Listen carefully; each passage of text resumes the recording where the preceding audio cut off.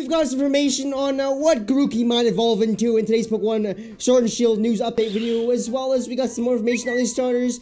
We got some more information on the Galarian Ponyta, which is disappointing if you ask me about it. We'll find out about that in a second here. And yeah, let's jump into the news here, shall we? Before we jump into the news today, however, I'd like to give you guys a thank you from the bottom of my heart for all the support you guys have been showing me over the last few days, especially on the last video I compiled, which is almost 400 views here, so thank you so much for that. It means a lot to me. Let's jump into this news, shall we? We may have Grookey's evolution here, and it seems like it's Mr. Ohmori here. Mr. Mori commented saying that he might indeed evolve into Grookey himself, which is it's kind of alarming. We might see Mr. Mori in the game.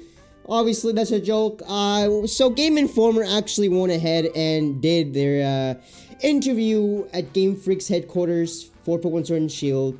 And in that interview, they did a bunch of like rapid fire questions. They actually sat down with the art director himself, James Turner, and Mr. Ohmori and Mr. Masuda themselves. So first Pokemon I want to talk about is Scorbunny. So we now know that whenever Scorbunny runs around, it has little patches underneath his feet that actually make fire come out of the ground or whatever it's running on.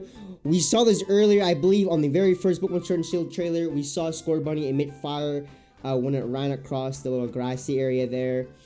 We also now know that Scorbunny is a very energetic Pokemon, and the patch across his nose is actually a Japanese art style. That means it's essentially a rambunctious little kid, and well, you never know if it's gonna get in trouble and where it might run off onto, which kind of brings me to a question. I believe Masuda actually says this, and I gotta bring out the book here because I had to write this down. Masuda then himself says it might run off at any time or get you in trouble. It might mean that some of these Pokemon actually have real-life interactions in the game. Like, if you're not paying attention for long enough, your Scorbunny might run off into the wild area or whatever, and you might have to go find it. If this is, and this is just me thinking, this is my imagination running wild. Seeing it grow and evolve is very suspenseful. You never know which direction it's going to take, which is the second thing I want to talk about here.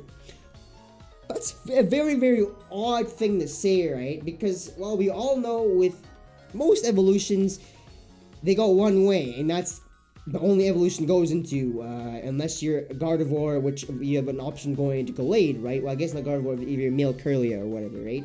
You get an option going into Gallade. So maybe, for the first time ever, we actually might see some of our certain Pokemon have double evolutions, because we've had a lot of version exclusives happen this year. Honestly, I really believe that there's a huge reason as to why we have not seen the starter Pokemon this year around. It could be many things, right? Maybe the Pokemon company actually heard our cries and they're like, hey, we're not gonna spoil it this year for you guys because, well, we spoil it every year.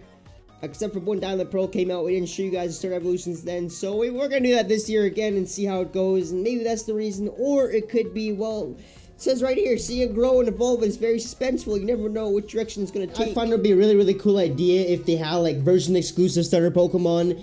And from how they're talking, it seems like there's a slight, like a slim chance of a percentage that we actually might have dual evolutions here. But honestly, at the end of the day, we probably won't see that.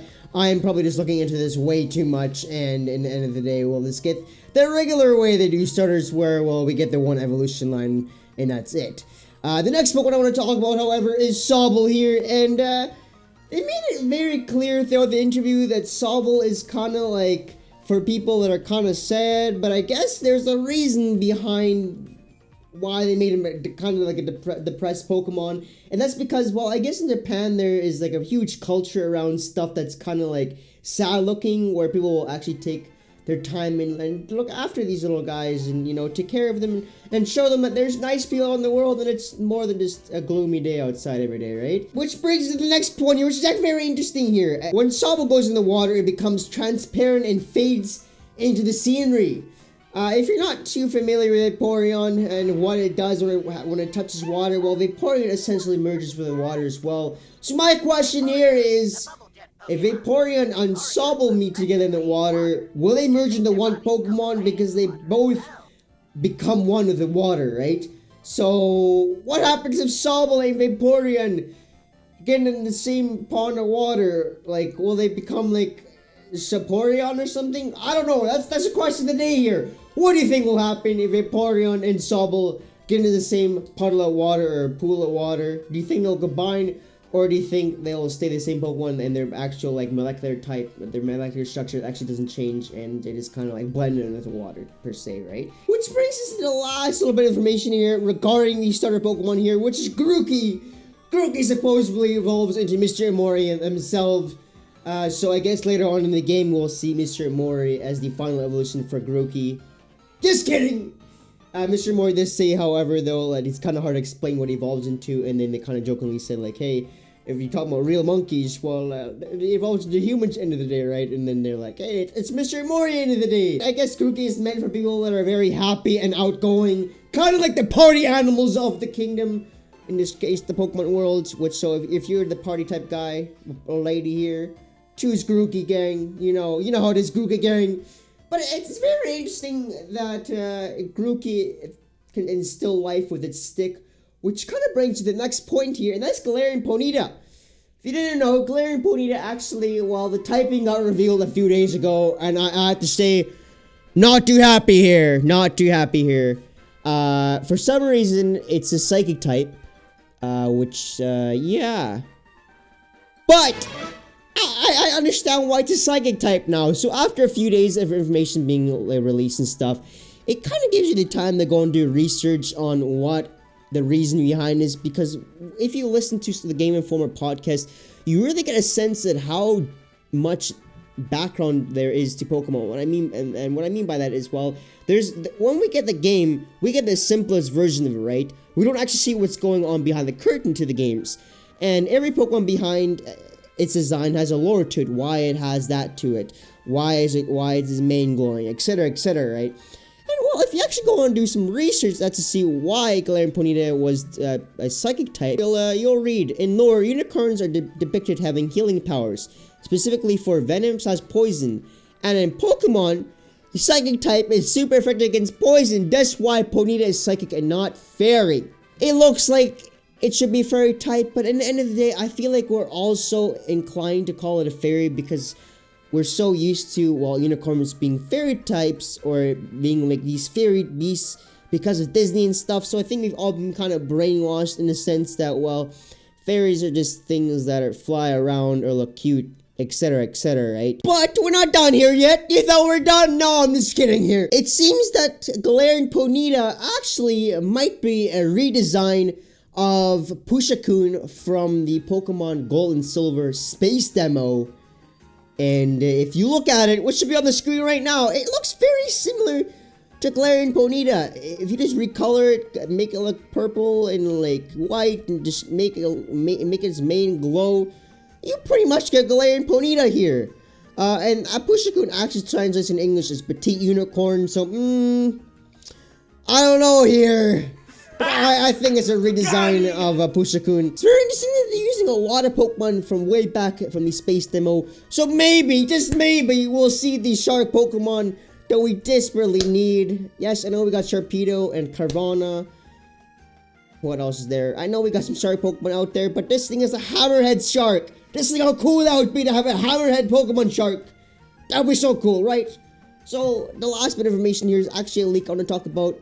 I'm going to talk about the last bit here because I don't really like yeah, you can read the rest. I don't talk about the last part here because it says here we actually might get a live direct at the end of the month regarding Pokemon Sword and Shield, which will be our last one. And in this one, we'll apparently see the evolution starters, the second stage evolution starters for Scorbunny, Grookey, and Sobble, which are called Drumape, Raboot, and Sizzle. We will not be showing the final evolutions, which I'm perfectly okay with. At this point in time, I'm honestly okay with just having the starters. I don't want another second season starters or the third evolution starters. I just want to like jump into the game and find out for myself, like, hey, these are the starters. Like way back when Pokemon Diamond and Pearl came out, we didn't know what this final evolutions were going to be, right? And now it's the whole it was just so much fun finding that out. So it's really interesting to look at it regardless. And here again, it talks about Chatter's evolution, Chadont, which many of you said actually it sounds like a French parrot, Chadont. So hopefully, please let there be a evolution for Chadont, so I can use Chatter and actually just wreak havoc with it. going, you know, just making obnoxious noises so that way you guys can hear it overline. And just be stupid with it. I want to jump back to what I said previously about how there might be dual evolutions.